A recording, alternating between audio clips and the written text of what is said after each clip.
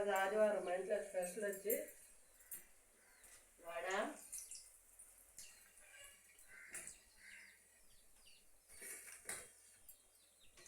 ఉదయాన్నే అయితే మా బాబు కోసం ఒక 6 వడలు చేశాను. చికెన్ వండేసాను. తినేసి ట్యూషన్కి వెళ్ళిపోయాడు. ఇదిగో అమెరికా వేడి వేడి చికెను, మా పిల్లలకి అయితే టీను, ఇదో పాలు వచ్చి